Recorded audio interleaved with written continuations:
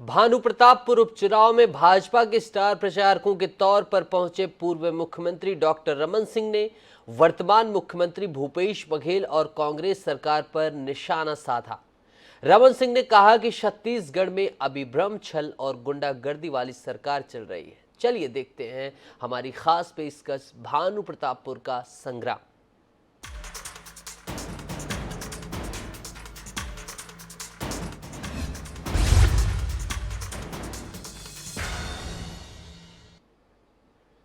तो भानु प्रतापपुर का संग्राम जारी है। भानु प्रतापपुर उपचुनाव में भाजपा उम्मीदवार ब्रह्मानंद नेताम पर लगाए गए गंभीर आरोपों को लेकर सियासत तेज हो गई है। भाजपा ने जहां कांग्रेस पर अपने उम्मीदवार को बदनाम करने का आरोप लगाया, तो वहीं कांग्रेस इस मामले पर तीखे तेवर अपना रही है। देखें।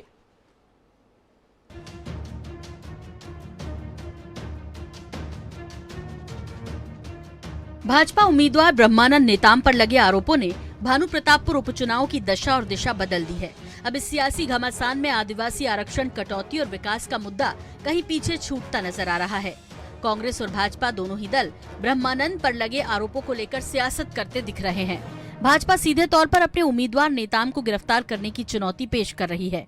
साथ ही उनके जेल में रहने पर भी चुनाव में जीत हासिल करने का दावा कर रही है। जरा बताएं न कि कांकेर के एसपी को कभी संपर्क किया क्या झारखंड की पुलिस ने? कभी चारामा थाना को संपर्क किया क्या? कभी उनको सम्मन्स दिया क्या? कभी उनका बयान लिया क्या? तो बिना इन्वेस्टिगेशन के किसी की गिरफ्तारी होती है क्या? और अगर शासन में दम है तो उसको गिरफ्तार करे, वो जेल में रहेगा, हम चुनाव जीतेंगे। हमको इसकी कोई चिंता नहीं है। ये तो सरकार डरी हुई है, सरकार घबराई हुई है। आदिवासियों का 32% आरक्षण को जो 20% किया है, सर्व आदिवासी समाज खुलकर विरोध कर रहा है।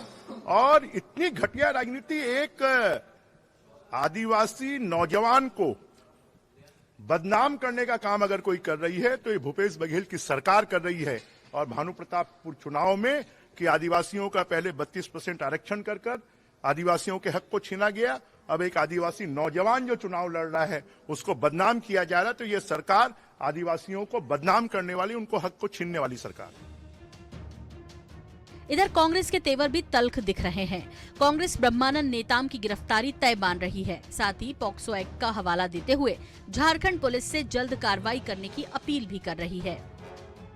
देखिए, भानु प्रतापपुर में कांग्रेस पार्टी, कांग्रेस सरकार की नीतियों, उपलब्धियों, योजनाओं को लेकर हम जनता के बीच में जा रहे हैं और जनता का हमें आशीर्वाद मिलेगा। चौथा उपचुनाव हम जीते हैं, 5वां उपचुनाव भी जीते हैं। भारतीय जनता पार्टी के पास कोई ऐसा प्रत्याशी नहीं मिला जो 15 साल की एक बच्ची के साथ दुराचार करने वाले व्यक्ति को भारतीय जनता पार्टी ने टिकट दिया है। और भारतीय जनता पार्टी की बेशर्मी की पराकाष्ठा है। उस अत्याचारी, उसके साथ साथ दुराचारी व्यक्ति को भारतीय जनता पार्टी सपोर्ट कर रही। इससे साफ जाहिर हो रहा है कि भारतीय जनता पार्टी का चाल चरित्र कैसा है। तत्कालीन सरकार में एफआईआर हुआ है। आज ये भारतीय जनता पार्टी के नेता किस मुंह से कहते हैं कि कांग्रेस के शासनकाल में हुआ है। आज बहुत से नेताओं का बयान ये आ रहा है कि गिरफ्तार करें। पुलिस का काम है, वो गिरफ्तार करेगी, आज नहीं तो कल करेगी, क्योंकि ऐसे दुराचारी व्यक्ति को झारखंड पुलिस नहीं छोड़ेगी। निश्चित तौर पर बहुत ही घातक, ऐसे व्यक्ति को जेल के सलाखों के पीछे होना चाहिए। हम आपके माध्यम से हम भी मांग करते हैं झारखंड पुलिस से तत्काल उसको गिरफ्तार करें। मतदान की तारीख जैसे जैसे करीब आ रही है, दोनों दलों के बीच जुबानी जंग भी तेज होती जा रही है। अब इस मामले में भाजपा उम्मीदवार गिरफ्तार किए जाते हैं या महज ये चुनावी शोर शराबा साबित होने वाला है, ये तो आने वाले दिनों में ही पता चलेगा। और क्या कुछ होता है, ये देखना जरूर बेहद दिलचस्प होगा। INS 24/7। तो भानु प्रतापपुर उपचुनाव में सियासत इतनी गर्मा गई है कि शब्दों की भी गरिमा अब बहुत पार हो गई है। मोहन मरकाम पीसीसी चीफ ने बेशर्मी की पराकाष्ठा बताई है। वहीं बीजेपी के भी नेता कह रहे हैं कि दम है तो गिरफ्तार करके दिखाएं। इन्होंने झूठे आरोप लगाए हैं, कभी कोई कार्रवाई नहीं हुई, कोई नोटिस नहीं मिला, तमाम बातें चल रही हैं। तो भानु प्रतापपुर उपचुनाव के लिए दोनों ही पार्टियों ने पूरा दमखम दिखा दिया है।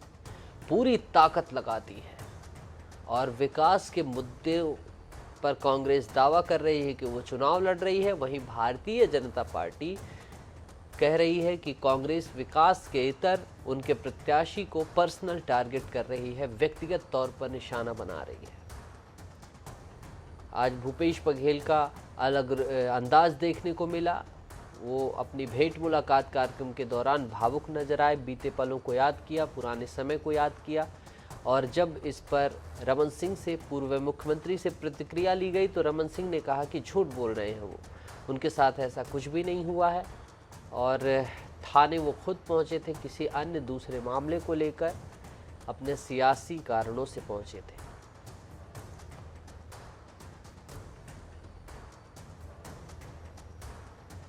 तो गंभीर आरोप प्रत्यारोप के साथ भानु प्रतापपुर चुनाव का प्रचार प्रसार अपनी तरफ बढ़ रहा है। भानु प्रतापपुर उपचुनाव का प्रचार प्रसार जैसे जैसे आगे चल रहा है, वैसे वैसे सियासी सरगर्मियां बढ़ती जा रही हैं। भानु प्रतापपुर उपचुनाव का संग्राम चल रहा है। कांग्रेस और भाजपा दोनों की तरफ से तीखे तेवर देखने को मिल रहे हैं।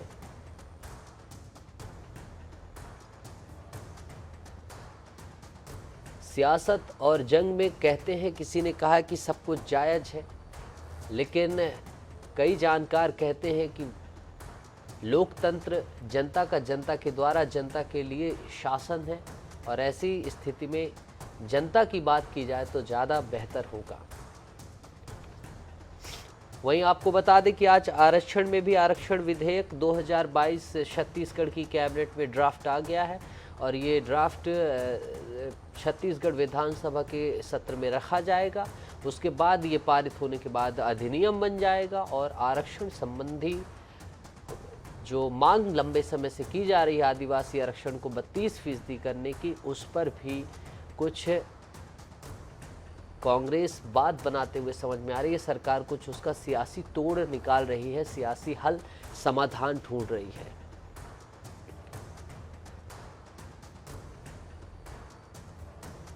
माना जा रहा है कि कांग्रेस के द्वारा आरक्षण के लिए ये की जा रही कवायद भानु प्रतापपुर उपचुनाव का ही नतीजा है। एक सीट के लिए ये पूरी प्रतिष्ठा ऐसे लग गई है कि जैसे ये विधानसभा चुनाव 2023 पूरी तरह से चल रहा हो। एक सीट को लेकर दोनों ही पार्टियां पूरा दमखम दिखा रही हैं। दोनों ही पार्टियां एक सीट को लेकर पूरी ताकत लगा रखी है।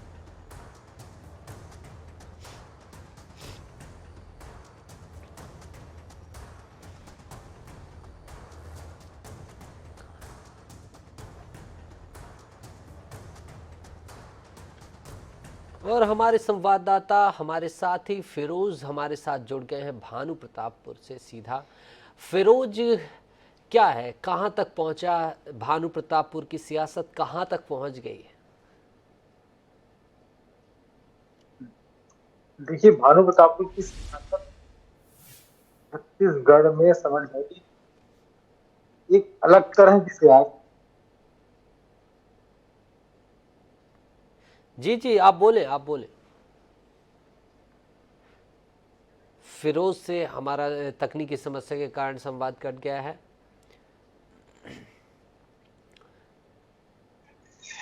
हम फिर से जुड़ने की कोशिश करेंगे हमारे संवाददाता फिरोज खान से।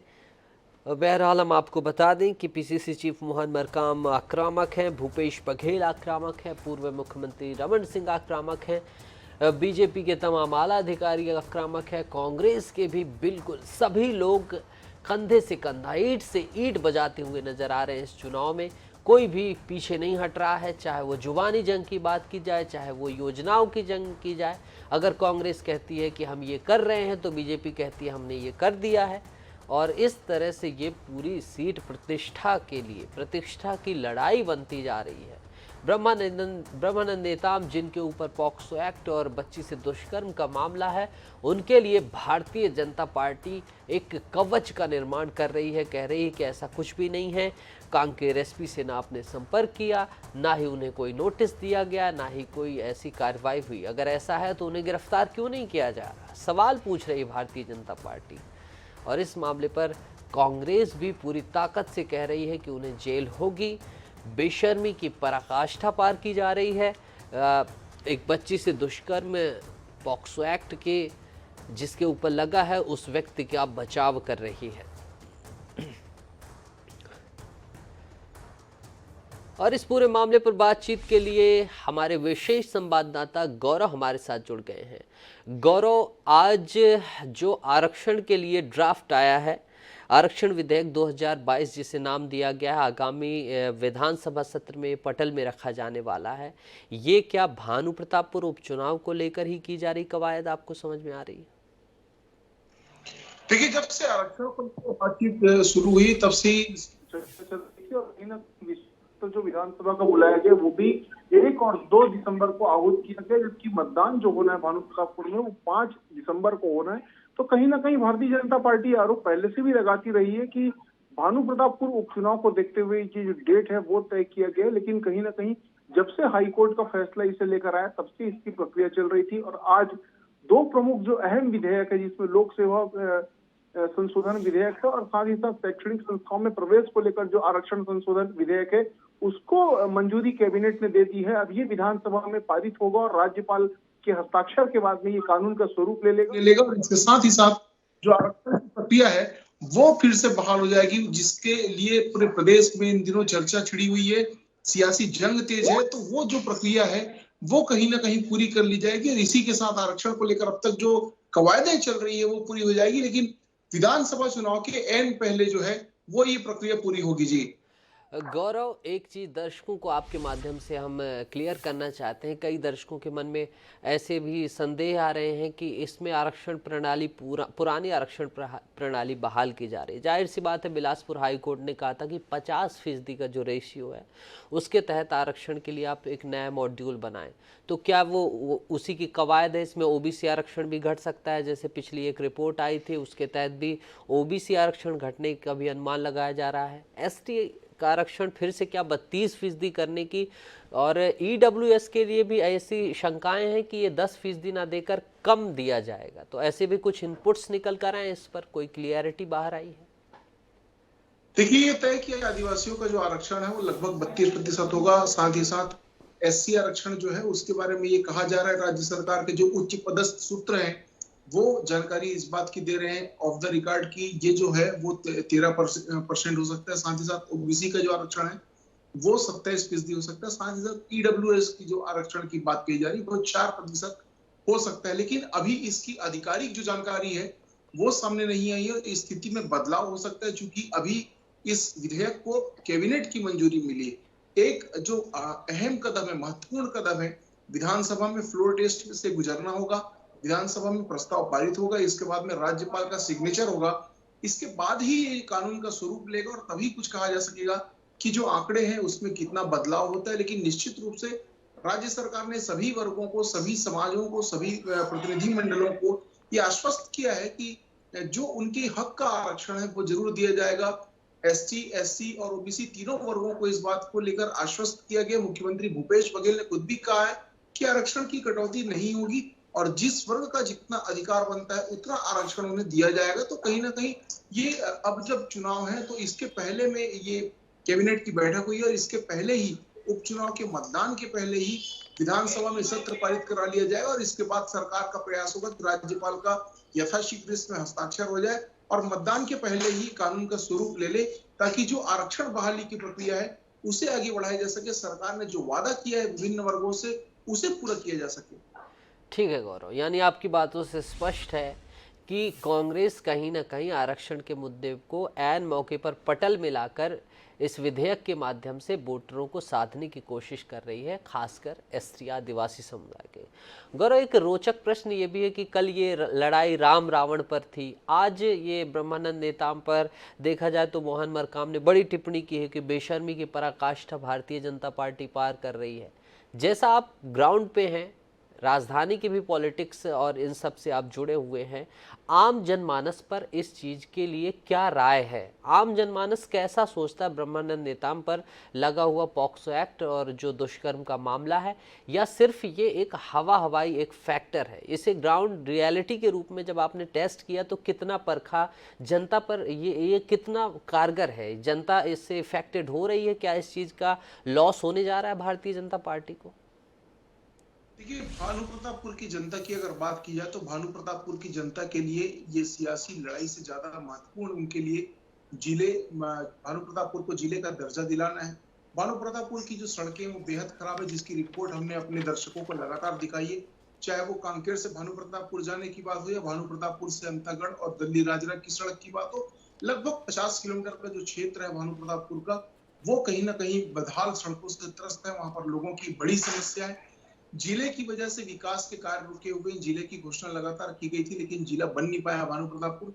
जबकि भानु प्रतापपुर से के अतिरिक्त जो अन्य जिले हैं जो उनसे छोटे भी क्षेत्रफल में है, चाहे प्रशासनिक दृष्टिकोण से है, चाहे इंफ्रास्ट्रक्चर की दृष्टिकोण से, ऐसे जिले भी जो है वो अब जिलों के स्वरूप में आ चुके हैं, उनको पृथक जिला बनाया जा चुका है। तो कहीं ना कहीं जिले की बात हो, चाहे सड़क की इंफ्रास्ट्रक्चर की बात हो, डेवलपमेंट की बात हो या आरक्षण का मामला हो, ये जो है वो जनता से जुड़े विषय थे। लेकिन पिछले कुछ दिनों से ये देखा जा रहा है कि कांग्रेस हो या भारतीय जनता पार्टी इन मुद्दों से अलग हटते हुए सियासी लड़ाई लड़ रही है। यही वजह है कि भानु प्रतापपुर की जो सियासत है उसमें कहीं ना कहीं जो मुद्दे अहम है वो अब गौण हो गए हैं। और ब्रह्मानंद नेताम की जहां तक बात है उसमें आरोप प्रत्यारोप चल रहा है। इसको लेकर कल राम रावण की बात हुई थी, लेकिन अब जो है वो नए नए जो आरोप है वो लगाए जा रहे हैं। जहां तक बात आरक्षण की है तो ये भी हमें समझना जरूरी होगा कि अब आरक्षण का मुद्दा भी कितना प्रभावी है कि आदिवासी मंत्री जो है, कद्दावर आदिवासी नेता है कवासी लखमा, उन्हें यह कहना पड़ा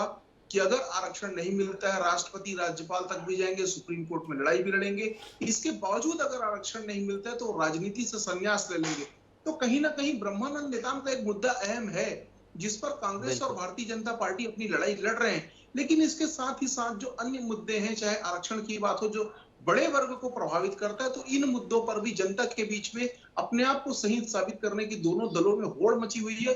और यही वजह है कि अब जो बाकी मुद्दे हैं उन पर भी दोनों सियासी दल बातचीत करते नजर आ रहे हैं। हालांकि अभी भी जन सरोकारों से जुड़ा मुद्दा है पीछे। रोड नाली सड़क। बिल्कुल बिल्कुल गौरव, आप हमारे साथ बने रहिए। हमारे साथी फिरोज भी जुड़ गए हैं, भानु प्रतापपुर से सीधा ये ग्राउंड से हैं। फिरोज, आज आरक्षण विधेयक 2022 और तमाम इस तरह के आरक्षण संबंधी प्रक्रिया के बारे में जानकारी दी है कैबिनेट बैठक के बाद। क्या इसे चेंजिंग फैक्टर के तौर पर देखा जा सकता है? कांग्रेस की एकदम से एक मजबूत स्टंट के तौर पर, मजबूत कदम के तौर पर देख रही है वहां की जनता? देखिए, इस मामले में अभी किसी भी तरह की बात करना बहुत जल्दबाजी होगी। आदिवासी पिता जो इस मुद्दे पर मुखर हैं और आदिवासी समाज को सामने लेके आ रहे हैं, उसका ये कहना है कि यह केवल लॉलीपॉप है और इसमें हम आदिवासी समाज फंसने वाला नहीं है। इसी तरह की घोषणा पहले भी कांग्रेस ने की थी या अन्य पार्टियों ने की थी, परंतु आदिवासी समाज को किसी भी तरह का अब तक कोई लाभ नहीं मिला। एक चीज और फिरोज निकल कर आई है जिले की मांग को लेकर, भानु प्रतापपुर के जिले की मांग को लेकर। क्या भारतीय जनता पार्टी या कांग्रेस दोनों में से कोई अपने इसे मुद्दा बना रही है? इस मांग को लेकर दोनों पार्टियों में से कोई मुखर नजर आ रही है क्या, या ये मुद्दा बिल्कुल ही पीछे है, जिला बनाने की मांग भानु प्रतापपुर को?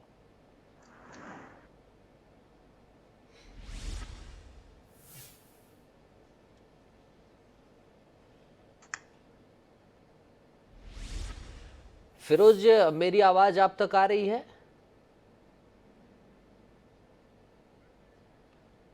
फिरोज से संपर्क हमारा नहीं हो पा रहा है और हमारे संवाददाता गौरव जुड़े हुए हैं। गौरव, एक बार फिर से मैं आपका रुख करना चाहूँगा।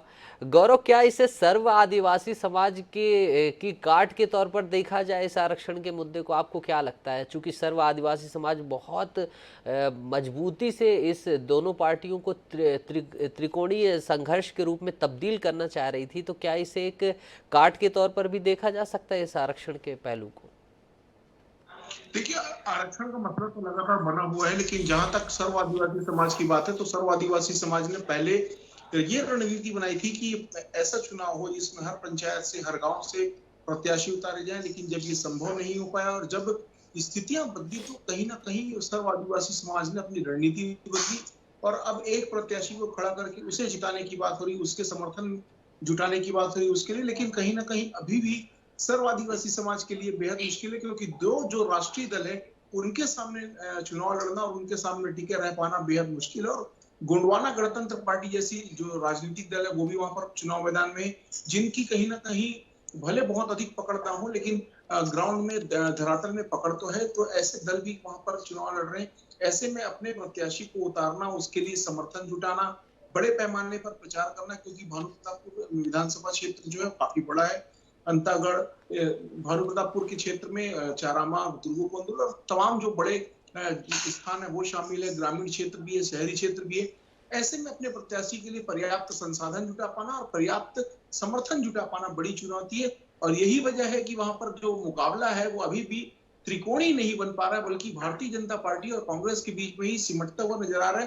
हालांकि कुछ क्षेत्रों में सर्व आदिवासी समाज के जो नेता हैं उनकी पकड़ जरूर है, लेकिन पूरे विधानसभा क्षेत्र के स्तर पर अगर बात की जाए तो अभी भी कांग्रेस और भारतीय जनता पार्टी के बीच में ही मुख्य मुकाबला है। बिल्कुल गौरव। और गौरव, एक चीज़ मैं आपसे जानना चाहूँगा कि जैसा आपने इससे पहले बोला कि जिले की मांग, जैसा हमने बीते दिनों देखा कि 4 से लगभग 5 जिले बनाए भूपेश बघेल ने, तो क्या इस पर इस मांग को कांग्रेस अभी सेटिस्फाइड नहीं है? भानु प्रतापपुर को जिले के बनाने के लिए कोई प्रक्रिया चल रही है या अभी ये ठंडे बस्ते में पड़ा हुआ है प्रकरण?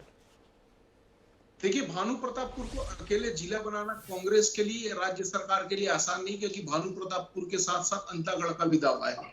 ये जरूर है कि भानु प्रतापपुर और अंतागढ़ को संयुक्त जिला बनाया जा सकता है, जिसके लिए मांग भी की जा रही है और पर्याप्त वहां पर इसके लिए लगातार प्रयास भी किए जा रहे हैं। तो कहीं ना कहीं अभी वर्तमान में अगर उपचुनाव की बात की जाए तो उपचुनाव में कांग्रेस की स्थिति निश्चित रूप से मजबूत मान रही कांग्रेस पार्टी। और यही वजह है कि जिले से अलग हटके इस समय जो अन्य मुद्दे हैं उस पर फोकस किया जा रहा है। जिस तरह से हमने देखा था कि खैरागढ़ में कांग्रेस पार्टी ने उपचुनाव के समय जिले को एक मास्टर स्ट्रोक के रूप में पेश किया था, तो कहीं ना कहीं कांग्रेस के जो रणनीतिकार हैं वो इस बात की आवश्यकता अभी फिलहाल महसूस नहीं कर पा रहे हैं कि भानु प्रतापपुर या अंतागढ़ और भानु प्रतापपुर को संयुक्त जिले के रूप में या भानु प्रतापपुर को पृथक जिले के रूप में घोषित किया जाए। और यही वजह है कि अन्य जो मांग है या अन्य जो मुद्दे हैं उन पर ध्यान केंद्रित किया गया। लेकिन निश्चित रूप से भानु प्रतापपुर की जनता की दृष्टि से अगर देखें तो जिले का मुद्दा जो है बेहद अहम मुद्दा है, क्योंकि इंफ्रास्ट्रक्चर और डेवलपमेंट जो वहां पर होना चाहिए था पिछले कुछ सालों में नहीं हो पाया है। और चाहे स्वर्गीय मनोज मंडावी की बात हो, चाहे कांग्रेस पार्टी की बात हो, दोनों ने ये इस बात को कहा था कि अगर उनकी सरकार बनती है, वो चुनाव जीत कर आते हैं तो भानु प्रतापपुर को जिला बनाएंगे। लेकिन 4 साल बाद भी ये वादा पूरा नहीं हो पाया। जी गौरव, एक बड़ा मेरा रोचक प्रश्न है। हालांकि हर प्रत्याशी अपने जीत के लिए लड़ता है, पूरी लड़ाई लड़ता है। सावित्री मंडावी कहाँ है? भूपेश बघेल नजर आ रहे हैं, रमन सिंह नजर आ रहे हैं, ब्रह्मानंद नेताम नजर आ रहे हैं। सावित्री मंडावी को क्या एक मतलब सिंपैथिक फैक्टर से चुनाव लड़ाया जा रहा है? कहीं उनकी मुखरता इस चुनाव में नजर नहीं आ रही है? क्या उनका चुनावी कैंपेन चल कैसा रहा है? लीड कौन कर रहा है? मुख्यमंत्री खुद लीड कर रहे हैं? कौन ऐसा? सावित्री मंडावी का अभी तक हमने इतने दिन से हम लोग कवर कर रहे हैं, आप भी कवर कर रहे हैं, तो उनकी कोई खासी प्रतिक्रिया, कोई बाइट, कोई हमला, कुछ ऐसा अभी सामने नहीं आया है। देखिए, पीसीसी चीफ मोहन मरकाम और आबकारी मंत्री कवासी लखमा के साथ महिला एवं बाल विकास मंत्री अनिला भेड़िया के साथ अपना चुनावी कैंपेन करती हुई नजर आ रही थी। लेकिन भारत जोड़ो यात्रा में शामिल होने की वजह से वो मोहन मरकाम वापस आए हुए और अब जो सावित्री मंडावी हैं वो स्थानीय नेताओं के साथ में अपना इलेक्शन कैंपेन कर रही हैं। जहां तक मुखरता की बात है तो सावित्री मंडावी जो है वो शासकीय सेवा में रही हैं और शासकीय सेवा से इस्तीफा देकर वो चुनाव लड़ रही हैं, तो ऐसे में बहुत अधिक मुखर हो वो इसकी संभावना कम है। और चूंकि उनका पहला अनुभव है, वो एक जो स्वाभाविक दुखद स्थिति का भी सामना कर रही है, अपने पति को खो चुकी, तो ऐसे में बहुत मुखर होकर वो चुनाव नहीं लड़ रही। निश्चित रूप से अपने मुद्दों को जरूर जनता के सामने रख रही हैं, साथ ही साथ ये बताती हुई नजर आ रही है कि पति के अधूरे कामों को पूरा करेंगी, लेकिन बहुत अधिक मुखरता की अगर बात की जाए तो वो देखने अभी तक नहीं मिला है। यानी लेकिन अपना एक अपनी बात रख रही हैं, और इसमें कोई ताज्जुब नहीं है कि मनोज मंडावी के पद पर वो भी जीत कर पहुंच जाएं अगर वो जीतती हैं तो। बहरहाल क्या होगा ये देखना रोचक होगा। भानु प्रतापपुर का उपचुनाव, काफ़ी प्रश्न करने थे कि भानु प्रतापपुर के चुनाव में इतना ज़्यादा एक्साइटमेंट क्यों, पूरी ईंट से ईंट क्यों बजाई आ रही है, लेकिन अभी हम कवर करते रहेंगे, इस पर कल बात करेंगे। इस तमाम जानकारी के लिए आपका बहुत बहुत शुक्रिया। हमारे विशेष संवाददाता गौरव शर्मा थे, उन्होंने जानकारी दी। कल और भी एक्साइटेड प्रश्नों के साथ हम पहुंचेंगे। फिलहाल के लिए भानु प्रतापपुर के संग्राम में इतना ही। कल आएगा फिर से भानु प्रतापपुर